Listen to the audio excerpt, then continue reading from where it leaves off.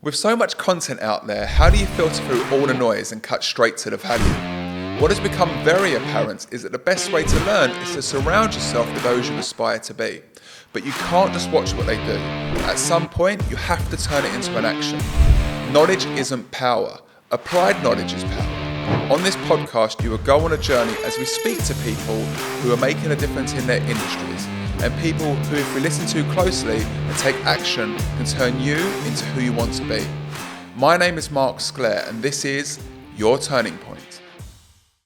How do people take that leap, though? What is some steps that people can do? The science is 4%. So there's a psychological trigger there. You're running 4% longer than you've ever run before. Yep. If it's a 1% gain, you're not going to gain any confidence. But if it's a 4% gain, you're going to gain confidence for doing that. Just recognize that actually the consequences you think might happen as a result of you taking whatever leap you're going to take. There's more opportunities for career changes and technology and communications and transportation that have ever happened before. Where you can pull the trigger and nudge the bullet. That's the world we live in now. Chances are very good that you will never live under a bridge. Dr. Corrie Block, UAE's top business coach with over 25 years of experience and a successful track record of transforming 150 plus companies. Dr. Block is a leading authority in business strategy, organizational behavior, and leadership. As a professional of strategic management at Monarch Business School in Switzerland and a certified master neuroplastician, he brings an extensive expertise to his work.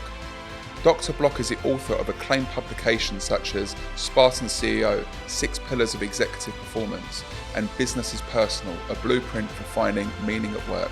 His latest book, Love at Work, The Final Frontier, is of empathy in leadership.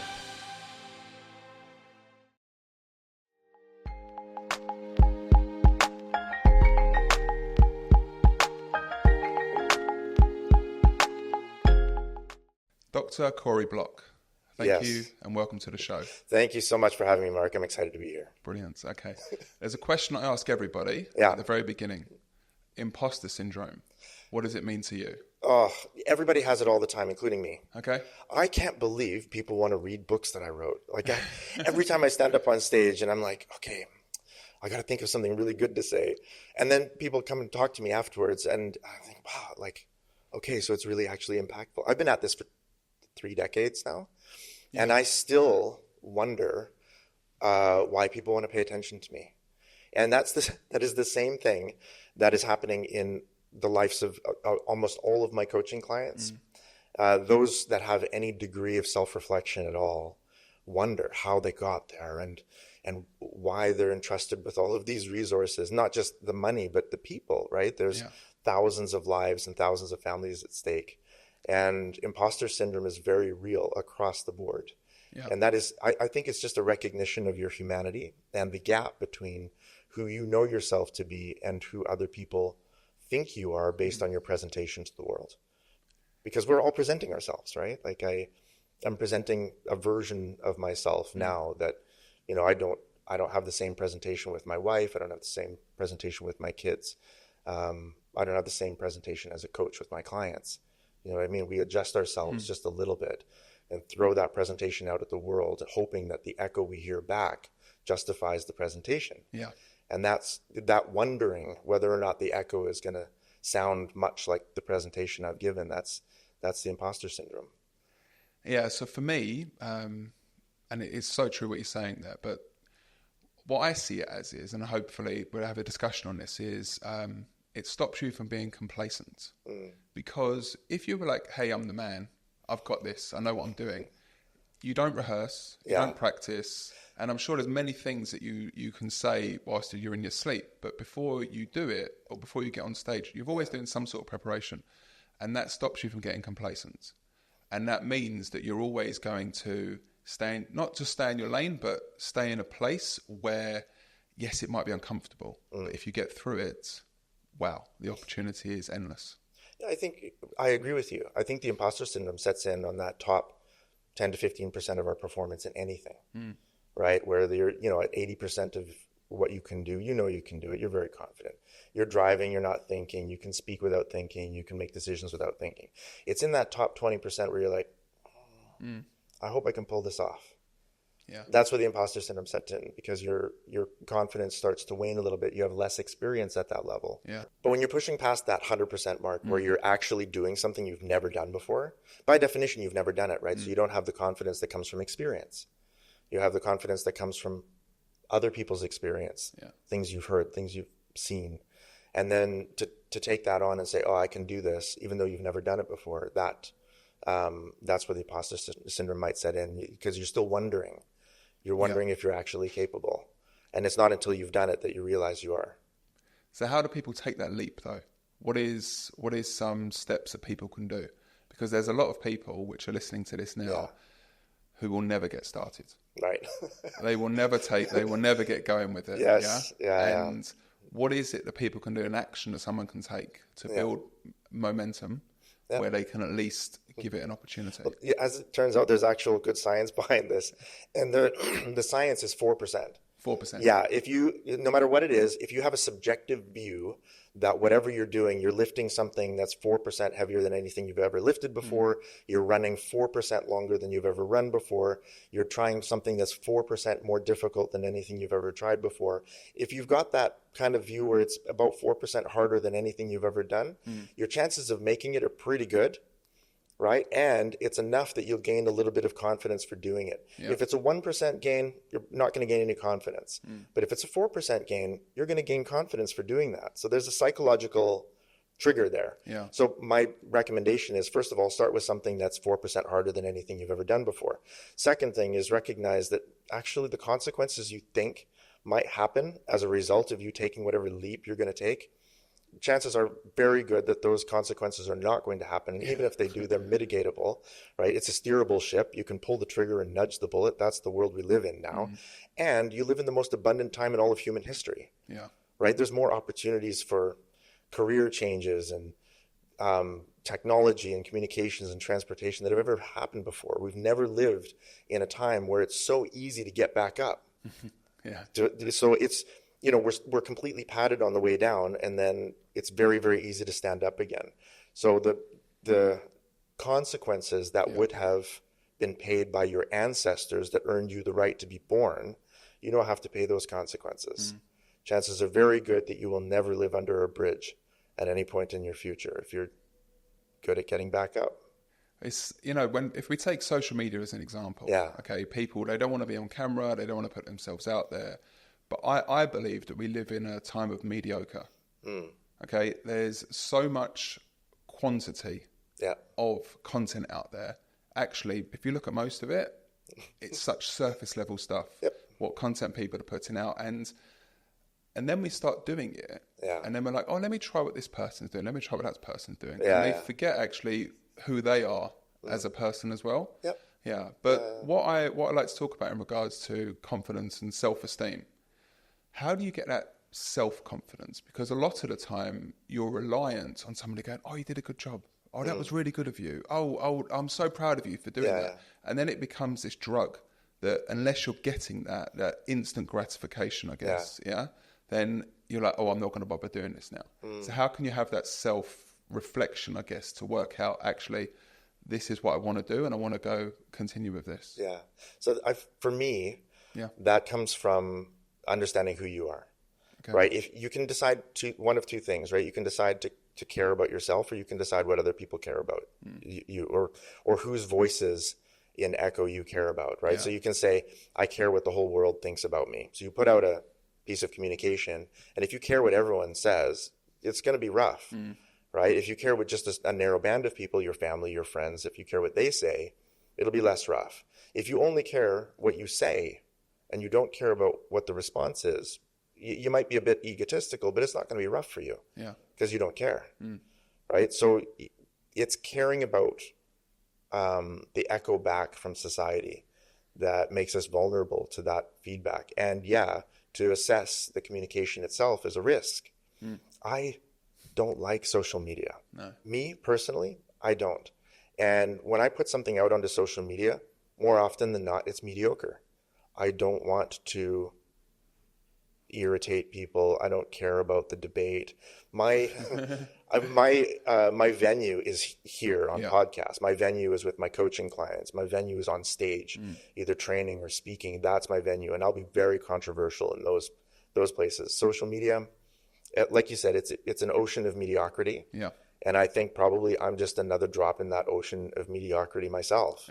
And so if other people are looking at my social media going, oh, Corrie's social media is so great, I'm not my benchmark.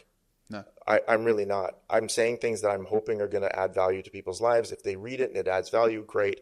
If they read it and I don't think it can possibly detract value, except maybe taking a second of your time. But to be honest, that's not where I'm looking for impact. I'm looking to be known, but impact isn't there. But should you care what people think? We're intensely social creatures. This is the part that's really difficult because you'll never get through an entire day of your life alone. We wake up with this idea that it's all up to me, hustle, hustle, hustle. I've got to get we feel individualistic. None of the 10,000 ancestors that earned you the right to be born survived this world by being individualistic. Okay? Yeah. We think it's up to us. None of us have ever survived this world without a community. You're not going to be able to get through today without interacting with at least 100 lives, right? Maybe thousands if you include the people that manufactured the tires and then installed them on your car and then sold you the car, right? So there's thousands of different human lives that add value to their communities in exchange for a share of the resources, and those lives culminate in your being able to get through your day. Plus, you'll have direct interaction with hundreds, if not thousands, of lives. Most of us are now averaging around 4,500 human interactions every day. Oh. Yeah, across our devices, about 35 interactions or notifications every hour. And so it's becoming a lot more complex now. So when you ask whether or not we should care what people think, yes, because that's a survival tool, right? You're not in this world alone, and you have to be able to participate in an economic tribe or in an economic society in order to survive. So you should care what that society thinks. You should care what that tribe thinks. You should care what your family thinks. Yeah. That makes sense because your survival depends on it, because that's how your ancestors earned you the right to be born. They weren't wandering around planting food in the desert. They built tribes and then cities and nations and empires and more recently businesses. But yeah, those tribes are part of your survival tool. Yeah, it's like, to touch on that a little bit, is that somebody would say, "What I don't care what that person thinks. I don't care what that person's doing." But the trouble is, without getting too deep into this, is that most of us, we don't love ourselves. Yes. Okay? Yeah. So I think as much as we say, well, I don't care what that person thinks, well, if you don't care about yourself as well, then what are you going to you're going to harm yourself and self-destruct. That's right. So you have to have something that's going to kind of hold you accountable. Yeah. Yeah. And I think with what you've said as well, like it's this echo chamber of people that you want around you. Yeah. That you could go through social media and you can see loads of content. I mean, I always like to read the comments, what other people are posting. Yeah. Because that's where the juicy stuff is. That's when you're realizing what's going on in society, really, where the comments are.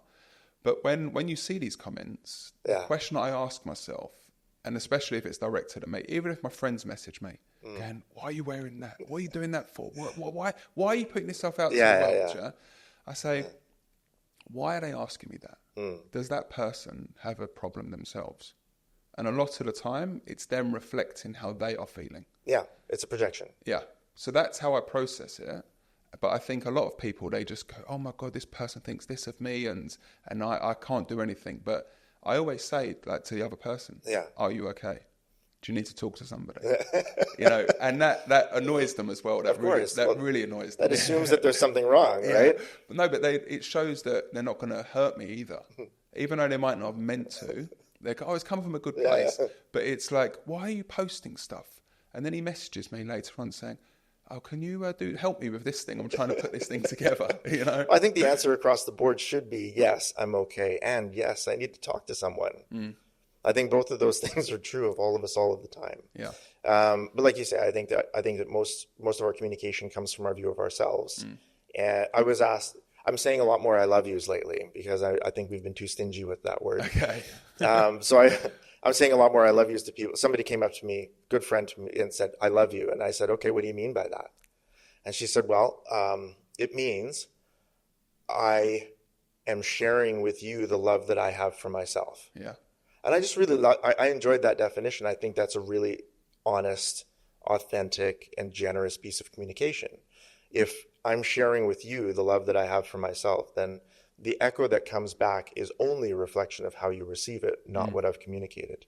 And in that sense, I don't care what you say. But if you receive it well, I care about you. Your reflection of my love isn't as meaningful to me as my love for you. And then that becomes much more impactful. Yeah. I hope this isn't going to fall on deaf's ear, but there's a movie called I Love You Man. Have you seen that movie? I don't know that I have. Oh, okay. All right. Sorry. We'll have to cut that bit out. So it's with Paul Rudd. Okay. And he's only ever got female friends. And he's getting married. Oh, I have seen this. Yes, on an airplane. It was like maybe 5 or 6 years ago. Yeah. Yes. Okay, and he ends up meeting this guy, Jason Segel. Yes. Yeah, who ends up becoming his best man. But he has to go through a process of trying to get best That's man right. for his wedding. Yeah. Yeah. And he's never had any interaction with men, really. But he's like, I love you, man. I love you. Yeah. I love how we put that disclaimer in there, right? Like, we can't just say, I love you. Yeah. We have to say, I love you, dude. Yeah, dude, yeah. I love you, bro. Like, there has to be that kind of caveat. And that's one of the things that really irritates me, is that we're always couching that, especially the word love. I think we're too much padding that word because we're afraid of the impact that it's going to have on the other person, and then the impact that it might have on our relationship. I think we're just too stingy with it. But I think if we look at this and let's look at love languages. Yeah. Whilst we're going into love, yeah? Yeah. And this does relate to the workplace, I believe, as well. Yeah. It's how that person wants to be loved. So if you're putting yourself on somebody saying, hey, I love you, but that's not how they take in love, then isn't it important to understand how they want that spoken to them like? That's right. Yeah. Yeah, so the I love you means I'm communicating in a language that I'm at least somewhat confident that you're going to be able to receive. I love Gary Chapman's work. I've been teaching it in management for years. I teach it as a form of managerial influence, and I just translate the 5 languages into behaviors that managers can use with their people. And it never ceases to surprise me. They're shocked. They're like, oh my goodness, yes, some people like this, and some people are like that. Oh, that's excellent. And then I tell them it comes from a book on relationships, right? Yeah. Specifically long-term committed romantic relationships. And they're like, right, okay, well, maybe this is just a human thing. And that's exactly it. It's understanding the other person in front of you, 100%, and knowing how they want to be treated and understood. And so what's your love language, or your love languages, your top 1 or 2? Well, I'd say what I like is, for me, is appreciation. Okay, good. Yeah. So I will do these things for people. Yeah. Okay. And if somebody says a little thing, I make a note of that and I make sure it's done. Right. That's how I show mine.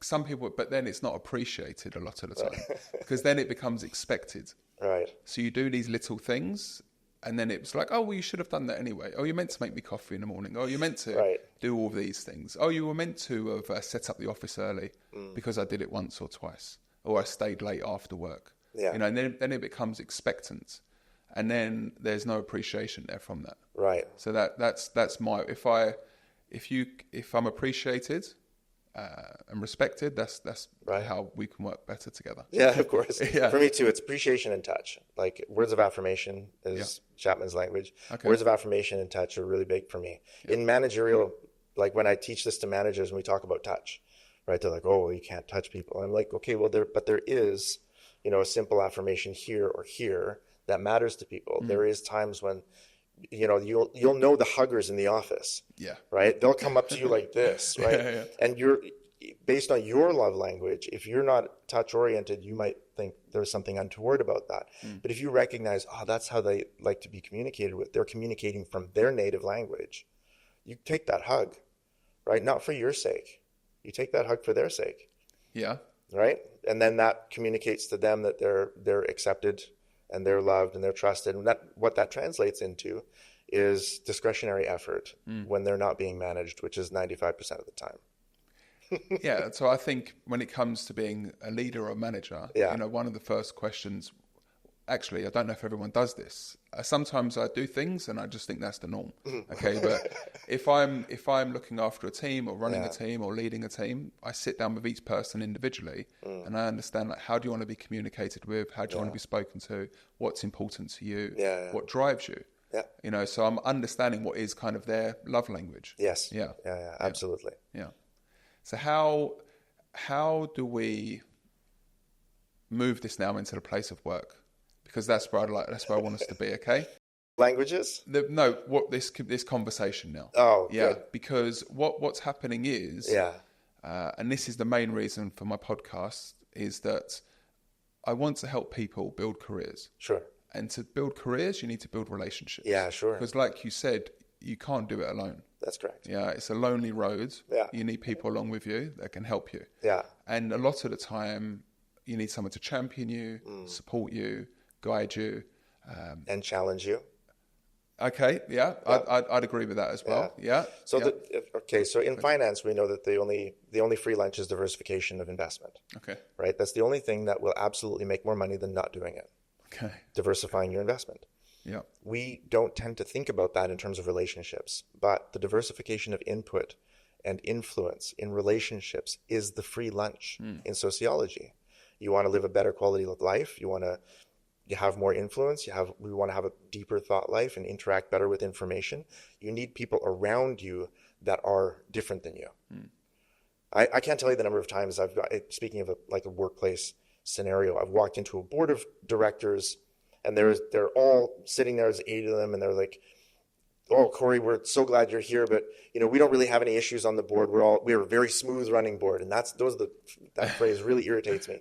We're a smooth running board. And I say, of course you are. You're all middle-aged white men from the same country. Yeah. Like you were raised on the same cartoons. You ate the same cereals for breakfast when you were growing up. You think with the same brain. You shouldn't be surprised when you make the same decisions and everybody agrees with everybody else. You have one mind, right? But that is not profitable. Profitable comes from the diversification of input. You need people around you that are, by definition, different. Yeah. In order to see the same problems from a different angle. And not just sociologically different, not economically different, but even like gender balance in decision-making bodies like executive committees. That is a massive step in the direction of profitability gains. We've got huge science on this now. And that's because, well, big surprise, men and women are different. Yeah. Equal but not the same, right? Women use different cognitive or different areas of the brain to solve the same cognitive problems as men do. Not all of them, but some of them. And they have more connections between the left and right hemispheres of their brains than we.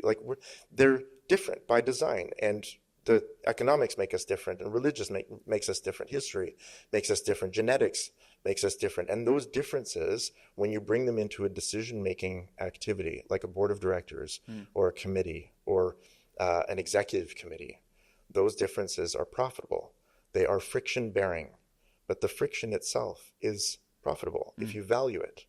And I think more of us would do better in our lives if we recognized the value of bringing people alongside us that were a little different than us, so that we could see the world not just through our own perspective and those that are close to us, but we could see the world through perspectives that are very different than us.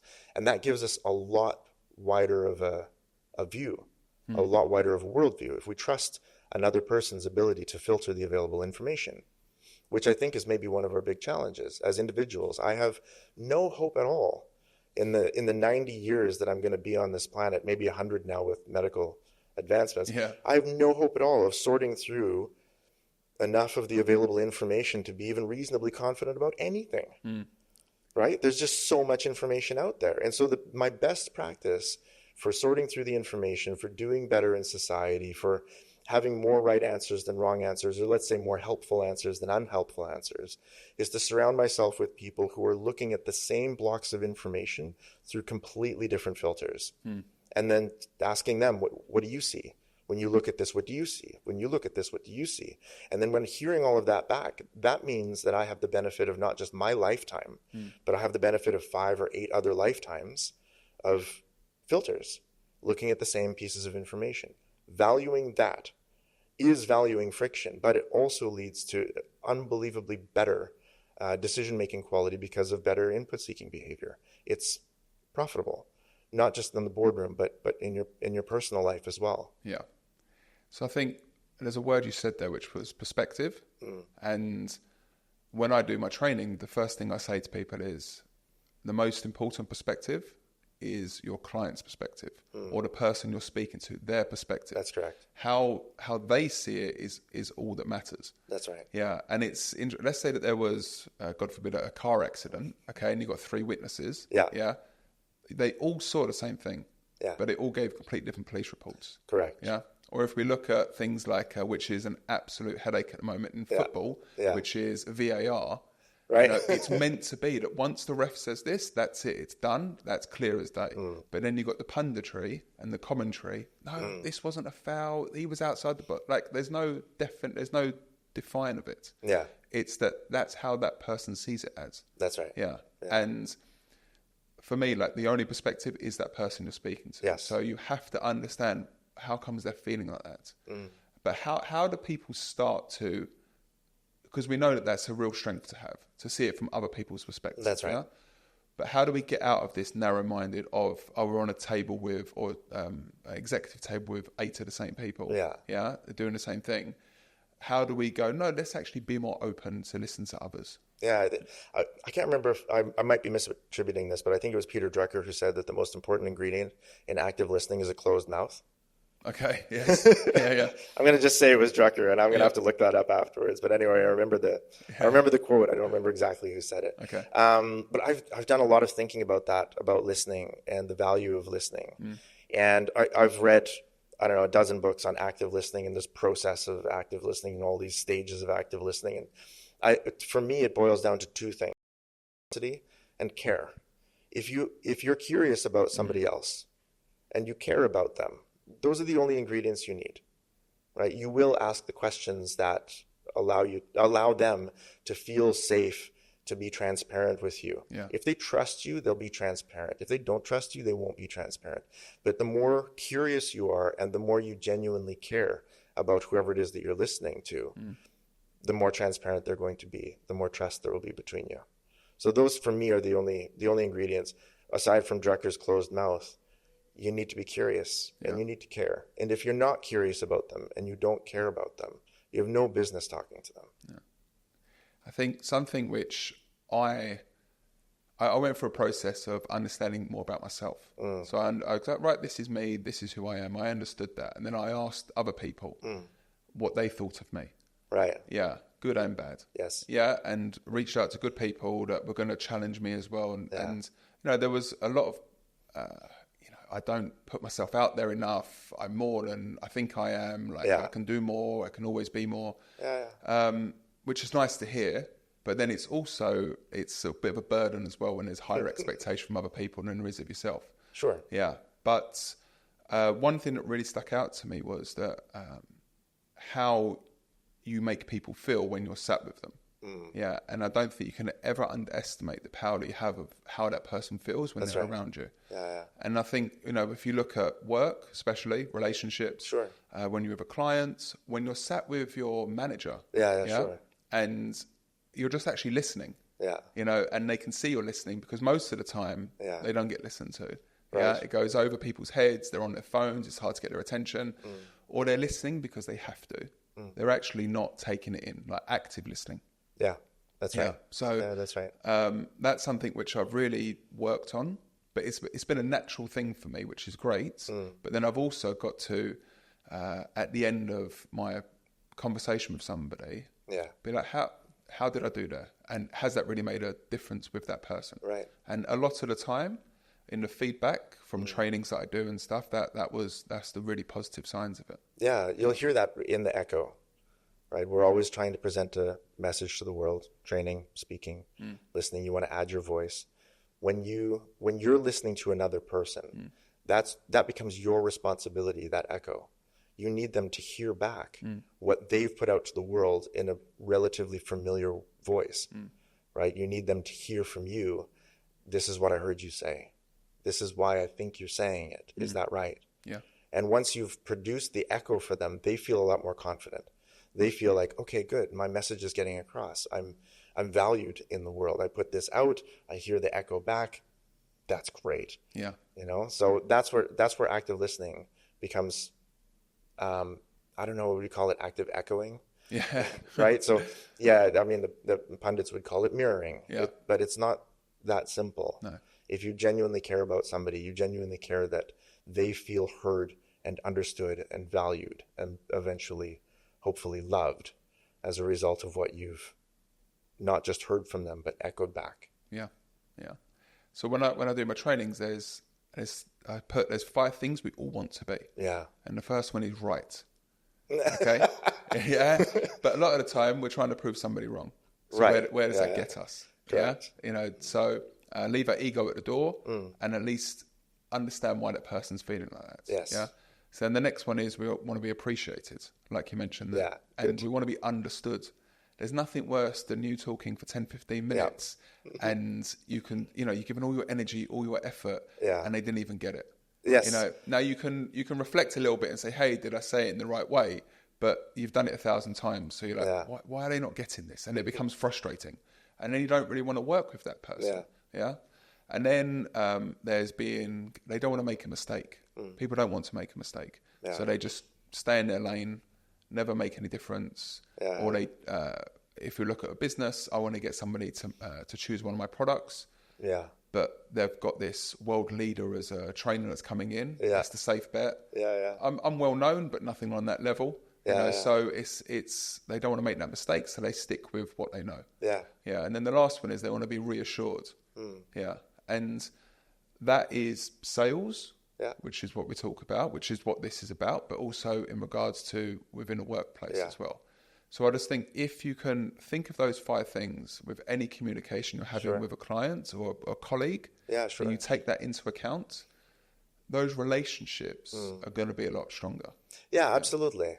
Absolutely. I completely side with you. People want to be right? Yeah. But you can't be right all of the time. If you were right all of the time, you'd be a god. Yeah. Right? Then we would have to change the nature of our relationship with you and we'd have to start worshiping you. And that would be very awkward, right? Yeah. So we want to be right. But if we can't be right, we need to be understood. And if we can't be agreed with, we need to be understood. And you're absolutely correct about that. Most people, most of the time, actually don't need to be agreed with if they feel understood. Yeah. So in a workplace environment, in your home, your children don't need to be agreed with nearly as much as they need to be understood. They need to feel that whatever they've said is echoed back to them in a meaningful language where they can say, yeah, actually, my communication was understood. And even though we're not going in the direction that I want to go in, at least my voice was heard. Yeah. If people feel misunderstood, then their voice, what they've added to the world, that's blocked. Then they don't feel valued, they don't feel appreciated, they don't feel that they themselves are, that their contribution has been received. So most of the time people don't need to be as right as they need to be understood. That's the first one, right? And then the next one you brought up that I thought was really brilliant is people don't want to make mistakes. They don't want to be wrong. Right? They want to be right and they don't want to be wrong. But if they're going to be wrong, because everybody's wrong from time to time, if we make mistakes from time to time, because we're not gods, right? We're going to make mistakes. What they need to be is supported. Yeah. Right? In their mistakes. And we know this from Silicon Valley, right? We move fast and break things because the cost of breaking things is far less than the cost of not moving fast. And I say this all the time in organizations. If your people aren't making mistakes, they're not moving fast enough, or they're afraid of you. And that either of those things are going to kill your innovation. You're going to kill their spirit. You're going to kill everything in them that is a 1,000,000-year-old successful apex predator, right? Each and every member of your team is the product of 1,000,000 years of successful survival and adaptation. They are capable of far more than they think they're capable of and far more than you think you're capable of, but they don't exercise nearly as much power as they have because they're afraid of the cost of appearing like they're not a god. And that is the most ridiculous thing, right? We're afraid that if we're not right, we're human. And if we're wrong, we're way too human, right? So somewhere in the middle of this, we really need to be supported, cared for. We need to feel like we belong. We need to feel like we can break things and not get yelled at. Yeah. We need to feel like breaking things is actually part of the process, and that if we're not tripping and falling down from time to time, we're not climbing something steep enough, or we're not running quickly enough. I want my team to be making mistakes, because if they're not making mistakes, they're either afraid of me or they're not running. Yeah. So there's it stops people from using their initiative as well. Like they know that they should go this way, but unless they get the approval and the sign off from management and it goes to board and this and that, they're like, use some initiative. And it's very frustrating out here at times because of that. Yeah. But there's a quote which I heard, or there was this scenario of this big CEO that was talking, and somebody made a mistake that cost the company millions of dollars. Yeah. And they said, are you going to fire that person? And they said, well, I don't think they're going to make that mistake again. Right. Because it was that big of a mistake. Yep. Yeah. That they're going to make sure they never, ever, ever do it again. Yeah. And you can't put a price on that really, because you recruit somebody, a new person, and they didn't make that mistake before, they're going to potentially do it again. That's correct. Yes, that's correct. Amy Edmondson does a really good job of that in The Right Kind of Wrong. Okay. So Amy Edmondson is probably the world's, I'm going to say she's the best thinker on psychological safety in organizations that's ever lived. I don't know if she coined that term or not, but very close to it. If not, I think she's spent the majority of her career thinking about psychological safety. I met her was it November of last year? And I love The Right Kind of Wrong. It's absolutely brilliant research on how organizations can learn from failure, and the kinds of failures that make sense and the kinds of failures that don't make sense. We don't just want to break things for the sake of breaking things. I mean, that doesn't make sense. That's not the right kind of wrong. But my challenge in creating a kind of environment where people feel free to be innovative and fast and risk-taking and brave enough to make those choices where, you might break something, requires the kind of psychological safety that we might describe as love. Okay. Love is the highest form of psychological safety. It is in those kinds of relationships where we feel free to be ourselves, to be our most transparent, to bring our whole selves to work, to be completely authentic. And it's only in the most loving relationships where actually we even believe that we're fully loved, because we believe that we're fully known.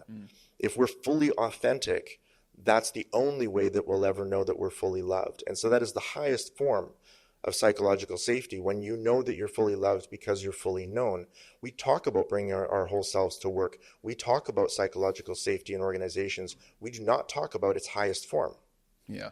Right? But imagine the kind of authenticity you get in a board of directors, where at the end of a board of directors meeting, they're all saying, I love you, Tim. I love you, Ahmed. I love you, Terry. Right? And they're like, and there's actually that camaraderie there. But during the meeting, one of them can turn to the other one and say, Mark, you're being a jerk right now. Stop it. I know you. I love you. This is not like you. You're getting in your own way and you're getting in your own head. Like, just take a breath. Okay, but in a professional environment where psychological safety isn't there, isn't at its highest form, you can't say that. You bottle it up. But the highest form of critical feedback that would lead to the highest form of change in an organization comes from that highest form of psychological safety, where somebody can turn to where you can turn to your best friend and say, not just, I love you, man, but I love you, man. This has got to stop. Yeah. Okay. You can provide that kind of direct, impactful, critical feedback only in that highest form of psychological safety. Well, I got fired for being myself. It was one of the first jobs when I came to Dubai. Okay, and British humour. Right. British humour. The guy came into the office. Yeah. And he had no computer monitor. Okay. He had no computer screen. Right. Yeah, and he's like, "Where's my computer screen?" And he didn't know where it was, and nobody said anything. And then he goes and gets the manager. The manager comes out. Where's Mohammed's computer screen? I said, I put it over there. It was a joke. That's how I got fired. Oh no, really? Yeah, Just practical joke. Practical joke. Unfortunately though, with cultures and humor, and it doesn't always transfer over well. Right. Yeah. There's so much that goes into this definition of good fit. Right? Yeah. When we're looking at bringing somebody into an organization, we say, oh yeah, that Mark, he's going to be a good fit. Yeah. Right. Yeah. There's so much that goes into that good fit definition that doesn't fit on a CV and will not be exhumed during an interview. Right. Like, Yeah. Maybe you weren't quite a good fit. Yeah, At least not for Muhammad and his need for his computer. Yeah. Well, luckily, like the manager called off a little bit. Yeah. He called me up later. He said, "Look, you can come back in," but it was there wasn't. I think within a month I was gone from that company. Yeah, of course. It was my first job in Dubai, and Right. and it's actually one of the reasons why I do what I do, which is learning and development. Sure. Trying to help others be the best that they can be, really.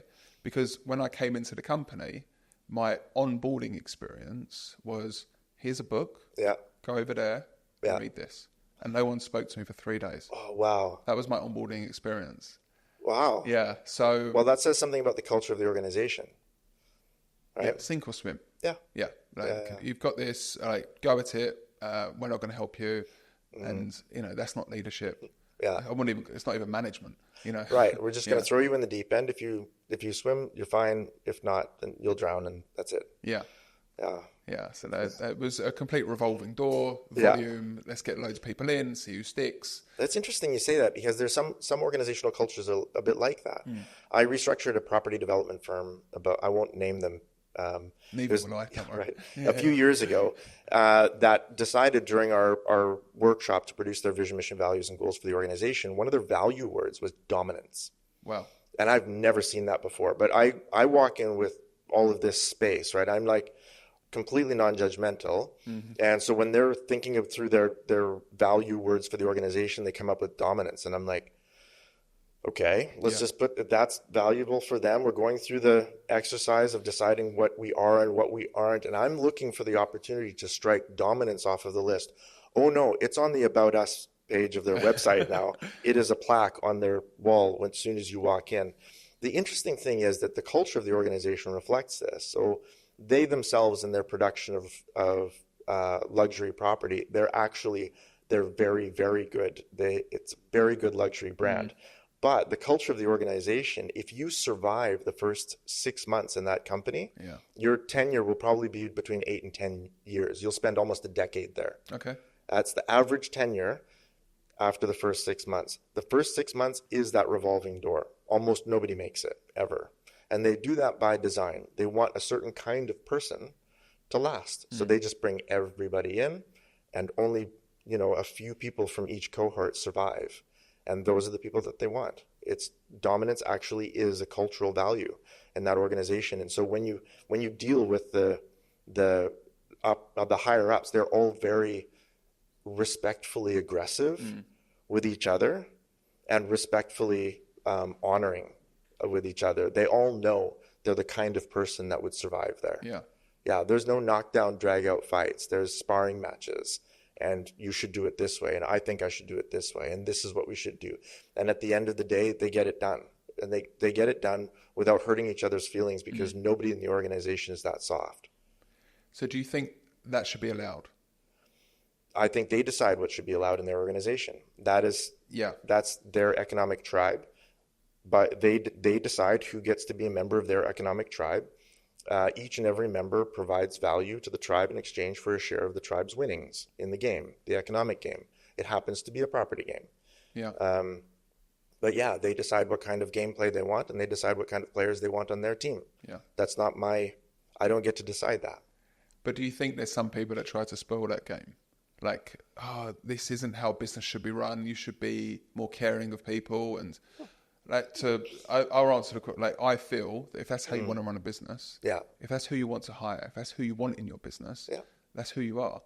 And be happy with that. No, I think that's just the filter, right? In much the same way that most military organizations have a hell week to start off the training for the Navy SEALs or, the Green Beret or whatever it is.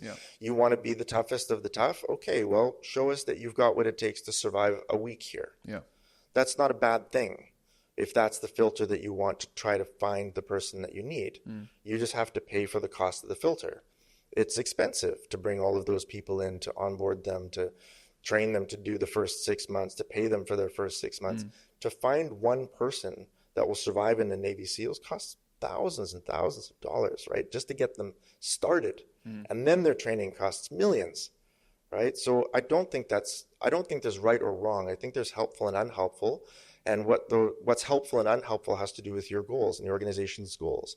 Keeping in mind, of course, that the game of business and all of its forms, property development, FMCG, L&D, for example, all of these games are made up by people not smarter than you. Yeah. All of the rules are made up. Not smarter, or a lot smarter. Not smarter than you. No, all of the games are made up. All of the rules of those games are made up, and we only play by the rules that enough of us sufficiently agree by. Right? We all agree that it's not cool to kill each other, so we play by the rule we shouldn't kill each other. Right? That's a rule. But in business, there's a lot less agreement on those rules. There's national agreements, there's regulatory agreements, there's some international agreements where we all say, okay, these are the rules we made up, and we're going to agree to play by these rules. Not unlike the game of football or tennis.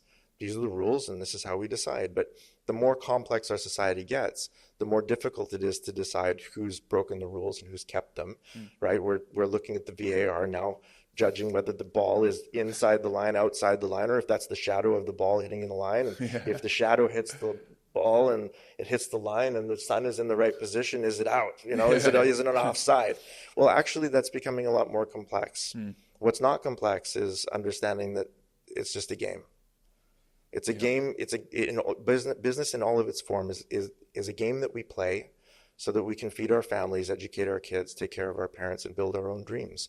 And most of us are playing games to accomplish things that are outside of the games. We don't wake up passionate about football. We don't wake up passionate about manufacturing sauces or putting tires on cars or even building buildings. We don't wake up thinking, oh my God, I can't wait to balance another spreadsheet today. That's not why we get up. We get up thinking, okay, I need to add value to the world in exchange for a share of the resources so that I can educate my kids in the options that they want.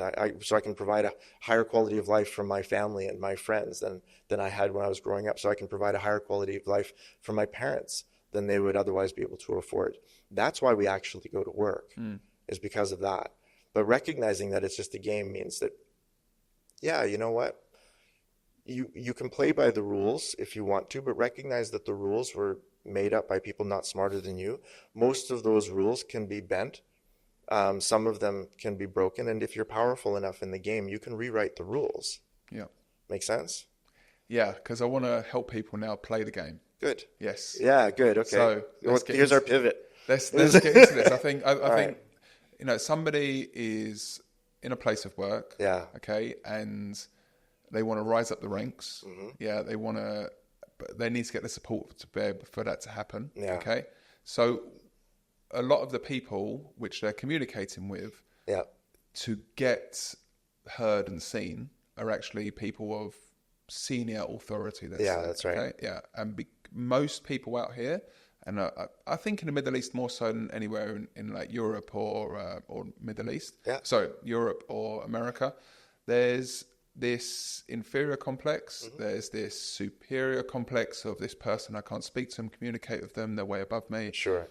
So how do we bridge that gap where somebody can then be in the same room with somebody and be heard and be understood and get somebody at least hearing them out? Sure. To get that opportunity. Yeah, look, power is perceived often. Some power is not perceived. Some power is real.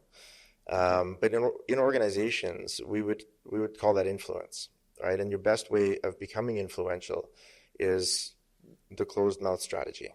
Okay. Right? If you have a perception of somebody in hierarchy as having power and you have an inferiority complex, you don't know how to approach them, ask them questions. Right? Just keep them talking. They'll give you enough information that you need to communicate with them in a way that's impactful for them. And remember, they're also human. Every single one of us is just, we're putting on our pants one leg at a time. We put on the same shoes every day. We go to work hoping that people don't realize that we're not as competent as they think we are. And that's true all the way up in my experience. So yeah. So I think with that, the person that is going to ask these questions, in their minds, they're thinking, I can't ask this person questions. They haven't got time for me. What's in it for them? What are they going to do? What are they going to get from this? This is what's going through people's heads. That's right. Yeah. So why should somebody then be like, oh no, I should ask this person questions? Like, I'd like to hear your... Yeah, absolutely. Look, everybody's in it for themselves. We're all very selfish. But we recognized about 500,000 years ago that selfishness is better on teams. Okay. We're much more effective, much more efficient if we're selfish together. Right? Like if I hunt and gather for myself, I may or may not survive. If I want to have offspring and then I want my species to continue, then I'm going to have to hunt and gather for myself and others. I'm going to have to protect them. And if I'm off hunting and gathering, who's protecting my next generation from the other apex predators on the planet, right? So if I partner with you, you can protect the other, our people, our tribe. I can hunt and gather enough for all of us to eat. And that's the division of labor, right? We have the first division of labor, one hunter, one protector, one nurturer, one educator, or food prep, or whatever, right? So that's the beginning of Adam Smith's division of labor. Now we have like coffee roasters and but like we have baristas and social media managers and stuff like that. We have tens of thousands of differentiations in terms of what can be done in adding value. So recognizing that we're in a conversation with somebody who wants to, by design, participate in a society that will provide for them and protect them as they add value. That gives us the way into every life. So what I do most is I ask somebody, is there anything I can do to support you? I don't say, can I help you? Or what can I do for you? I say, is there anything that I can do to support you? It's a yes or no question, but it forces them to think, how can I use this other person, me? Yeah. How can they use me to improve the quality of their own lives? It gets them into that selfish frame where very often if you're speaking to somebody that's higher than you perceptionally in the food chain, they'll think about it, right? They'll think, oh yeah, you know what you could do? You could do this. If you're adding value to that person's life to improve the quality of their life in some way, that's a great way to start the conversation, right? What's in it for them is their definition of what's in it for them. The fastest way to get that out is to ask them, how can I help you selfishly achieve your selfish desires? What value can I add to your life? How can I improve the quality of your life? And the question that I have for that is, how can I best support you? How can I best support you? Yeah. So I think as well, like if we look at who you are as a person, you want to help people. Yeah, that's who you are to the core, I believe. And you speak about this, and that's great to see as well. So I think if somebody's coming to you, and I think there's many people that are like you, and they might wear more of a senior hat or be more stern face or not say I love you or anything, okay? But I think they want to help people. Yeah, sure. But they need to feel that person not is worthy of help, but they're the word like coachable. And they can see that they're going to be open and not just trying to use them. Sure. Yeah. So what does that look like? So for you to help somebody else, what do you need to see from them for you to be open to give them your intelligence and information? Yeah, I think in terms of coachability, we measure that in 4 things. Okay. The book is called Becoming Coachable. It's actually really good. It was Marshall Goldsmith and Jacqueline and Scott Osmond and Jacqueline Lane, who just published the book last year. It's fantastic. There's basically 4 ingredients in coachability: the willingness to change, the openness to feedback, the openness to take action, and the openness for accountability. If there's openness to change, openness for feedback, action, and accountability, then you're coachable. And so I'll usually start the conversation there, is try to figure out, does this person actually want to change? And very often, they don't. No. They don't. They think they do, but they actually aren't open to change. And are they open to feedback? Very often, they're not. No. Right? Look, in our larger organizations, 10,000 employees or more, people don't rise to the tops of those ranks by being highly emotionally intelligent. They rise to the tops. Our organizations are designed to filter out people who are a bit ruthless. Yeah. And to get them to the top, because it's the ruthlessness that gets you there. You get there because you're willing to step on somebody else's feet in order to get there. You're willing to marginalize somebody, to take credit for something that wasn't yours. You're willing to make decisions that other people wouldn't make in order to get there. And a lot of our organizations are still designed that way. We reward ruthlessness. So the people that I sit in front of typically are not the kinds of people that have been told they're wrong very often.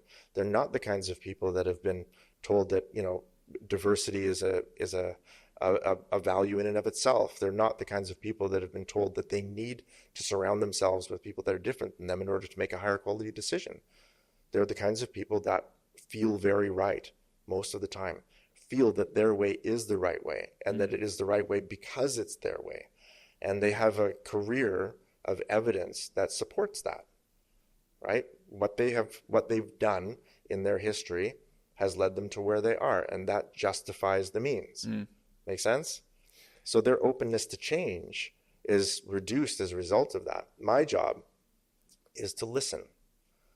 I spend a good deal of time with my coaching clients, especially in the first little while, just listening to them. What is it that they need? What is it that they want? Where is their ego taking them? Usually in the first few hours, they'll give me enough. They'll give me enough information that I can. Well, let's say that it's an unfair playing field, because as soon as I set foot in the room, they have no idea what I can do, and I do. Yeah, I call myself the smiling assassin. So when I'm sat with clients, sat with people, I'm asking questions because I care and I want to understand, okay? But I will use that against them later on because it's to help them challenge themselves, to help them make a decision for themselves as well, to be able to overcome something. And I'll use what is their pain at the moment to then drive it because there's that gap from where they are to where they want to be. You said you use it against them, but I don't believe that to be true. I think that's a turn of phrase. You don't use it. It sounds better though. I know what you mean. Okay. I think was it John Maxwell said it really, really well, that the difference between manipulation and motivation is benefit. If the other person's quality of life is going to go up as a result of whatever it is that you're doing, then it's not manipulative, it's motivational. Okay. So you're not using anything against them. You're going to use it in their benefit to improve the quality of their life in a way that they could not have considered themselves. Yeah. Does that make more sense? No, definitely. You can't control somebody. Okay. Correct. People don't want to be controlled. People want to make their own decisions. Okay. That's correct. But you guide them down a path where they feel like they're in control, but you're already 2 steps ahead. Correct. So you're taking them to those next steps because you've tread those roads before, those paths before, and you know that if you go here, this will happen here. Correct. And then before they know it, and this is what I feel that a lot of people need to work on, is that you need to plant a seed in somebody's head, in their mind. And then they wake up 2 months later and they go, I've got a great idea. Yeah. And you've been working on that person for 2 months. That's right. And they've come to their own decision themselves. That's right. And I think a lot of the time with these C-suites and higher executives, you can't have an ego with them. But also as well, you can't, I feel, and that's what I'd like to discuss, you can't be submissive with them. Correct. They have to feel that they're in a room with someone of authority. Absolutely, yes. So that's how I feel about it. But I'd love to, with your insights of... 100%. So I'm writing 2 books this year. One of them is on focus. It's called Undistractable. And the other one is on coaching. And it's called The Chief Executive Coach. And it's out of my frustration that the coaching world believes that anyone can coach anyone in anything. And that is abjectly false. Yeah. It is not true. It's not true in the medical industry. It's not true in the Olympics. It is definitely not true in business. There's no such thing as an Olympic athlete that doesn't have an Olympic coach, right? And you'll never find an Olympic coach asking the athlete, what do you think you should do, right? What exercises have you not tried today? No, that's weak coaching. If you want to coach at the highest level, so if you're in the office of a CEO that has 35,000 employees and you say, what do you think you should do? And what else? And what else, right? Like that's a $30,000 hour, get out of the office. Yeah. If you can't add value in that hour and a half, why am I wasting my time with you? Right? So those of large organizations sometimes fallen victim to this idea that non-authoritative or completely non-advisory coaches are going to add value to their lives, and they become frustrated, and then they They say, actually, you know what? Coaching isn't for me. There's no high-performing athlete on the planet that would say, oh, coaching isn't for me. You're never going to find Cristiano Ronaldo waking up in the morning going, you know what? I think I know enough about football that I don't need to be coached anymore. It's a ridiculous idea. Yeah. And yet in business, we have this because what we've been doing is we've been putting amateur coaches in front of Olympic athletes. And we're not surprised. We shouldn't be surprised that those Olympic athletes go, actually, you know what? This amateur coach is not adding value to my performance. So it is true, especially at the C-suite level, you have to have an advisory coach that has enough education, experience, acumen, bravado, whatever, to be able to speak at that level, to hear at that level, to exchange at that level. In order for there to be the right amount of trust, there has to be the right amount of transparency. And in order for a CEO at that level to be transparent, they have to believe that they're in the room with somebody competent. And that is so important. Yeah. You have to be able to speak to them on their level. And if you're just a strict non-advisory coach, you really don't belong there. No. And it's so funny you say the word competent, because on my slides that I put up, I say about being nice will only get you so far. That's correct. Yeah. What they're looking for is that you've got a high level of competency. That's correct. Yeah, because, and I say this like I have a real estate background from many years ago, okay?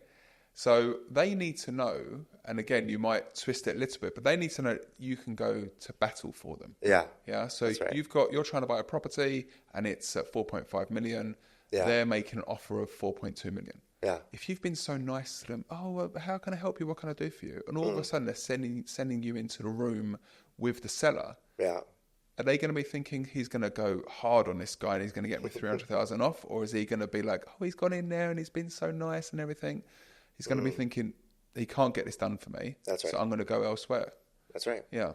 Yeah. Exactly right. In my with my coaching clients, I think one of the big benefits is I don't need them. I don't need them to improve my level of play as much as they need me to improve their level of play. Yeah. And the impact is going to be well weighted on their side, right, in terms of benefit. But the cost is also well weighted on their side. The most important, the highest level of cost isn't my fees, it's their time, right? It's the time taken away from something else. It's the missed opportunity cost of not, putting those hours into some other thing. It's the decision-making fatigue and decision-making cost that comes from it. But the benefit that they get by having somebody competent in the room is not that I'm going to battle with them, but that I'm going to battle with them, right? They get a sparring partner that's actually going to hit them, rather than, tapping them on the shield and tapping them on the sword. They get to spar with somebody that's not going to pull punches. I tell them when they're being jerks. And that's what they pay me for, because nobody in their life will ever tell them that. But you understand how they want to be called a jerk, though. Yeah, of course. Exactly. I do it in the nicest possible way. No. my most Canadian voice. Sorry, you're being a jerk. Yeah.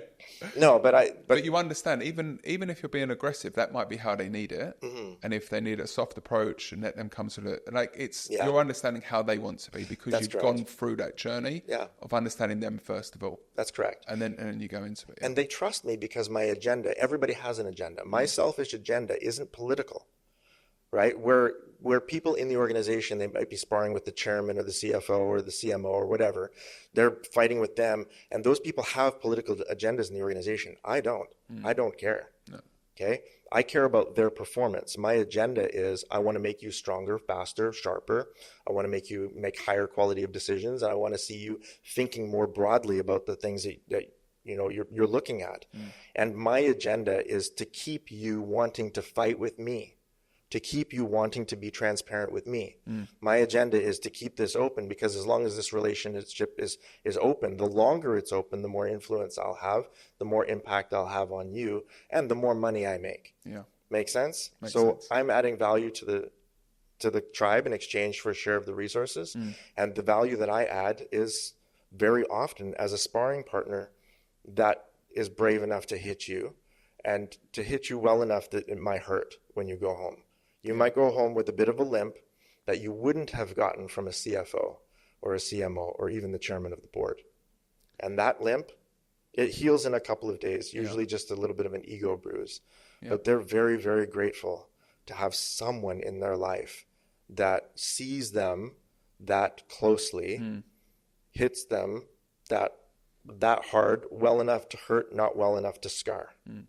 Make sense? Yeah, I think, we're in this room now. Yeah. We go through this now. Yeah. We iron everything out, because when you get out there, you'll be fully prepared and you'll be able to get this done and be seen as what you want to be. Yeah, it builds their resilience, Yeah. and it gives them access to another tactic, something that they've never seen before. Yeah. Because I've sparred with them in this way, and now they've learned something. Oh, right, there's that. Yeah. Okay. Yeah. And now they have another set of tools. It may have been challenging to learn that set of tools, but boy, is it powerful. I often describe the psychological tools that I bring in coaching as a set of knives. Okay. I tell them, this is my set of knives. I will teach you to cook with them, but you may also use them to kill. But the tools for motivation, manipulation are exactly the same. The tools for negotiation and manipulation are exactly the same. It is just a set of tools. Okay. Yeah. As we draw to an end with this now, Yeah. I look over to my left and I see your book. Yeah. Okay, which is called Love at Work. Yes. Okay. Yeah. Now, what I read in there was an example which you used, which was in regards to Henry, Peter, and Shirley. Right. Okay. Yeah. So, Henry was the senior of both of the people. That is correct, yeah. And Peter and Shirley, they were aligned together, but then there was a change within the company. Yeah. And Shirley at one time was potentially going to report to Peter. That's correct. Not a direct line, but just a way of communication. Yeah, that's right. Okay. It turns out that Shirley did not end up reporting to Peter. She ended up reporting to Henry. That's correct. And she told Peter that it was because Henry asked to do this. That's right. Okay. But what it turned out was that she felt that on her CV, this would not look good for her if she's not still reporting to the senior person. Yep. Yeah. Now, Peter, he let it get to him. He felt slighted. Yeah. Okay. And you spoke with him. Yeah. And you understand where Shirley's coming from. That's right. Yeah. But what I didn't like about it, as we finish up, is that Shirley was never confronted. Peter should have confronted Shirley and said, look, I understand that this is how you felt, but I want to make my feelings felt as well. Look, this is a real scenario, by the way. Their names are not Henry, Peter, and Shirley. No, I understand. But Peter and Shirley are both SVPs in a major organization. Yeah. Right? It's a massive company. We're talking 10,000 employees. So, but it's amazing to me how much these little emotional slights can cost an organization. Yeah. Right? The friction between them over the course of a year was just massive. And if they were just to sit in a room together and talk it out over 10, 15 minutes, it could have been solved. Yeah. But what was really interesting to me, it was actually Henry's decision. So Shirley might have said, hey, I prefer to be reporting to you. But at the end of the day, it was Henry's authority, not Shirley's authority, under which that structural change was made. Okay. So Peter felt slighted both by Shirley and by Henry in that exchange. Yeah. But it was very petty, all of them. It was all very petty. And the challenge is that all of them are just too emotionally shy, and there's just not enough psychological safety in any of those three relationships to be fully transparent about that. Okay. That was the big challenge. Well, look, we'll have to draw this to an end here, but I really appreciate your time, your effort, your energy coming onto the show. My pleasure. Where can people see you or find you or listen to you? Oh, goodness. LinkedIn is my primary social media channel. My website, corrieblock.com, you'll find all my announcements there. I've got a channel on YouTube. And if there's anything you'd like to see me talk about, interact with me. Tell me. I want your thoughts on this. Okay. And I'm fairly transparent, fairly authentic about that. Great. All right. So as we draw this to a close, thank you very much. My pleasure. And the theme of this show really is around finding someone's turning point. Good. Reaching that point. And I believe listening to people like yourselves, people will find their turning point from the content. Amazing. What you're sharing. Then let your turning point be the decision to offer more love than you've ever received. There we go. Okay. Thank you so much, Dr. My pleasure. Corrie Block. Thank you. Cheers.